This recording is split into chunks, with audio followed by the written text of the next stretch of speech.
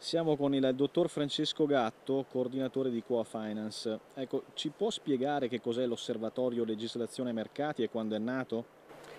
Allora, l'Osservatorio Legislazione e Mercati nasce all'interno dell'area Finance circa un anno e mezzo fa. L'obiettivo che ci siamo posti era quello di cercare di avvicinare il mondo delle imprese, delle banche e dei professionisti al legislatore. Di fronte a un contesto normativo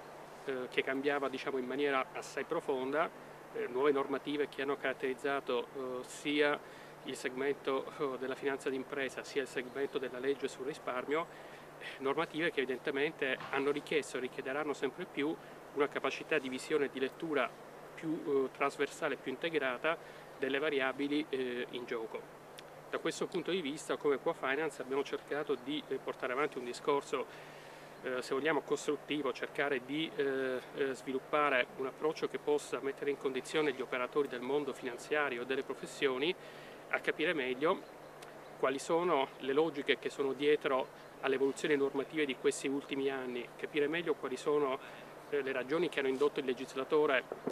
a produrre tutta una serie di normative in questi ultimi anni e da qui sviluppare un approccio costruttivo alle regole, cercare di favorire dei comportamenti operativi nell'interesse del mercato, ma anche che siano coerenti con la logica delle norme,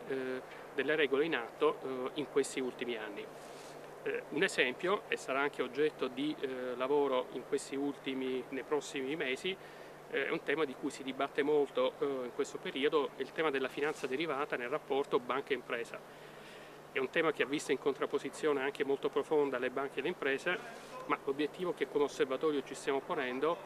è quello di capire quali sono le attese e le esigenze degli operatori rispetto a questo fenomeno specifico e da qui cercare di proporre delle chiavi di lettura costruttive, ad esempio modifiche a livello di regolamentazione piuttosto che nuovi comportamenti, buone prassi nel comportamento tra questi due attori e cercare di superare una dicotomia, una contrapposizione che evidentemente rischia di non favorire il dialogo tra questi due attori.